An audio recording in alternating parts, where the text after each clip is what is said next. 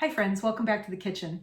First of all, I want to say thank you so much for sending me your jammer pictures. I thought they looked great. And a special shout out to Jessica on her jammers this morning on Facebook. These looked amazing, so good job. So since I had asked you guys to send me your pictures and your recipe requests and your questions, I want to address a question that came in last week. This question is from Sarah. Sarah says, my chocolate chip cookies, the Nestle recipe, went flat and spread out. Yeah, more flour, colder dough. But it sparked my interest. What is your favorite chocolate chip cookie recipe? Should I just stay tuned? Well, the answer to that is I didn't have a favorite chocolate chip cookie recipe until this weekend. Now, I spent most of the weekend baking cookies, trying to figure out if I could tell you something special and interesting about chocolate chip cookies, and did a bunch of research on the internet. But you know what? Turns out that the Toll House recipe is a very good recipe.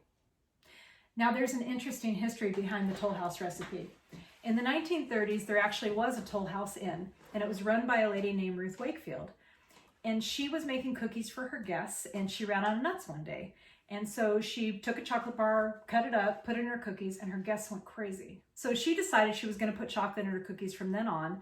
And when Nestle got wind of it, they actually invented chocolate chips just for her. And so Ruth Wakefield is the reason why we have chocolate chip cookies today.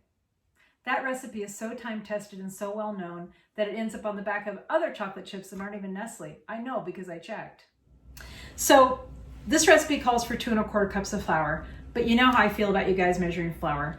But how are you supposed to weigh it if it doesn't give the weight in the recipe? Well, whenever I have a question like this, I go to this really great website called Cooking for Engineers. And that guy's amazing. He weighs everything. And so what he figured out from testing this recipe is that if you just do the scoop and sweep, like most people do, that you can get between 280 and 360 grams of flour, which can dramatically change your cookies. And so when he was testing, he ended up with about 360 grams of flour in the best cookies that he made. And you know, he was right. I made them last night with 360 grams and they actually turned out great. So that's what we're going to be using today. So the first thing you're going to do is get your flour, and we're going to whisk in our ingredients. This is a very deceptively simple recipe, even though it's sometimes doesn't turn out that well. And you're going to take your flour and you're going to put in your 1 teaspoon of baking soda, and you're going to put in a teaspoon of salt. Now, if you're like me and you don't always have unsalted butter, especially during the pandemic when you can't just run to the store for any random ingredient, then you're probably going to want to know, like, what do I do if I only have salted butter? Well, I found out last night on the formula is that you reduce your recipe 1/4 teaspoon for every half cup of butter. And so it's 1/4 teaspoon for every cube. Let me check that really quick. I don't want to tell you something wrong. Yes. Okay, cool. So there's a lot of debate on the web about whether you can use whole wheat flour in this recipe. Now, I think you can use whole wheat flour in it as long as you know what you're going to get at the end. If you prefer a cookie that's a little bit denser and a little bit heavier, then you can certainly use whole wheat flour. If I were going to use whole wheat flour, I would probably try to use pastry flour because that has a little finer mill. And I would also make sure that I let my dough hydrate sufficiently. And that means letting your dough sit in the refrigerator for anywhere from an hour to overnight to let all the ingredients come together and coalesce and let your dough get nice and hydrated. And that's the one thing you can do to dramatically improve this cookie no matter what kind of flour you're using. So we've got our dry ingredients mixed together, and now we're going to cream together our butter and sugar.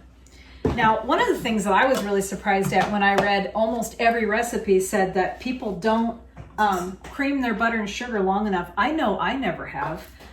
They're calling for it, like in some cases, up to 5 minutes. I've never done it up to 5 minutes. I just did it till it was all looked like the same thing. I didn't realize you had to do it for that long, but apparently that's what gives your cookies a lift because it pushes air into the dough. I didn't know that. So I want to say a little bit about butter. I thought that if you use that really high-fat European butter in this recipe, that'd make your cookies better. It actually turns out to not be the case, and I did test it. American butter is between 80 and 82% fat. There's a couple percentage of solids, and it's about 18% water. Well, that water is part of what hydrates your dough. And so if you're using a really high-fat European butter, it actually changes the consistency of your dough and makes your cookies more flat and more fatty. And so you want some good old cubed butter. Don't use margarine. I will tell you that one of the things that I said to Sarah when she asked me that question is I have often replaced a little bit of the butter with a little bit of shortening because I feel that the cookies set up a little better with shortening. but I know that people are trying to avoid the hydrogenated shortening.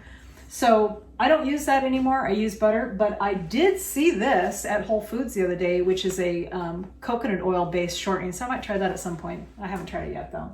I wanted to make sure that we followed the Nestle recipe so we really knew what was happening here. Okay, so we're gonna get this together and we're gonna cream it. Did I say not use margarine? Don't use margarine. You know why you shouldn't use margarine? You shouldn't use margarine because you never know how much water is in the margarine, and also it has a lot of oil and a little bit of chemicals in it. So it changes the chemistry of your cookies, so you should avoid margarine if you can, unless you have a lot of experience with one that you like. I don't like the way it tastes. Okay, so we're gonna cream this. This is 3/4 cup of brown sugar, 165 grams, because I went to that site and figured that out. So we're gonna cream that together. And then this is a 3/4 cup of granulated sugar, which is 150 grams. So this is gonna be super noisy.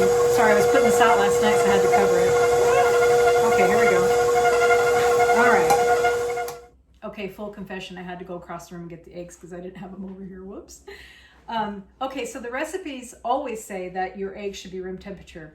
Not really sure why. Tried to look it up. Some of them said that the eggs will curdle if they're not room temperature, but I thought curdling was when heat was involved, so that didn't make any sense.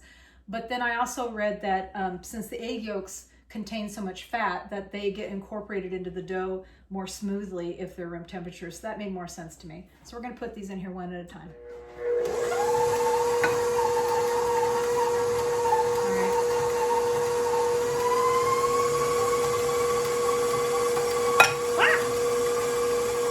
So I'm gonna let this go for another 3.5 minutes, and I need to go set a timer. You'd be surprised how long that is. So I'll be right back. Oh, another thing. If you're like me and you forgot to put the vanilla in, that's okay, just stop it. Put the vanilla in, it's okay. Just, nobody's perfect. Teaspoon of vanilla. I don't care what brand you use, just use real vanilla, not imitation. Okay, I'll be right back.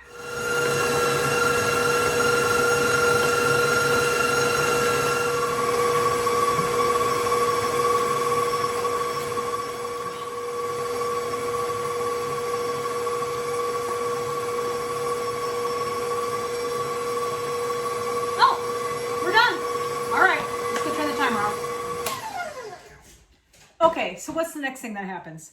Next thing that happens is you put your dry ingredients in here. And you want to do this just a little bit at a time just to make sure you don't get any pockets of weird flour.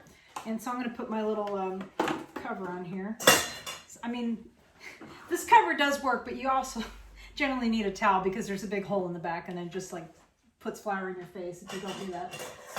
Okay, so I'm going to turn this back on. Sorry for the noise. And we're going to incorporate this. This is your flour and your baking soda and your reduced salt because I didn't have any unsalted butter. So let's get that in there. Okay, so here's what's interesting. Even though you're creaming the butter and the sugar and the vanilla like crazy for like 4 minutes, this part they don't want you to overmix, because if you overmix it at this point, this is what makes your cookies a little bit tough, and that's part of that gluten formation thing that we were talking about in the last show. Now that that's all mixed together, I'm going to take this out of here and I'm going to add the chocolate chips by hand just so that the mixer doesn't beat up the chocolate chips too much. I'll be right back. Oh, you caught me.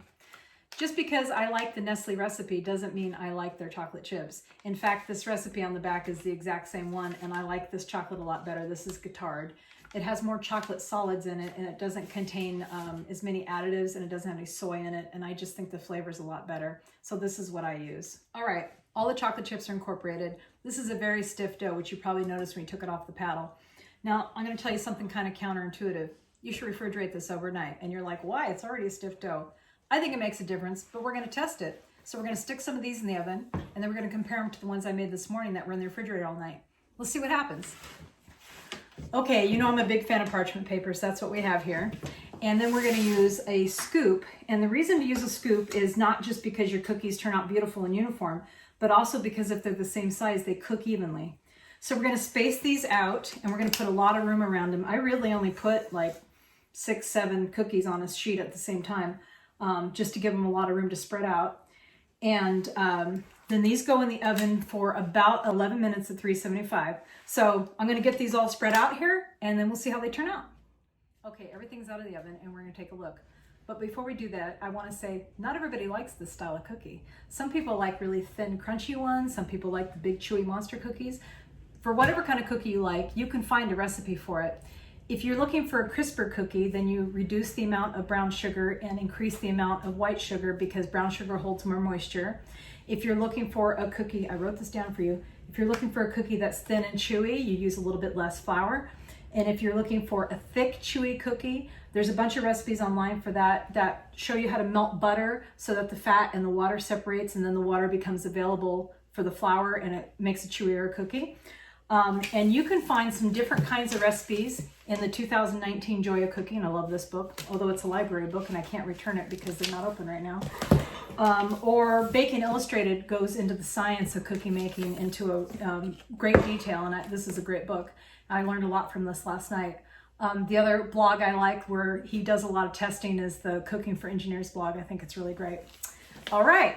The other thing I want to say is if you have too much cookie dough, just make yourself a cookie snake in wax paper, and then you can cut it up and put them in the oven anytime.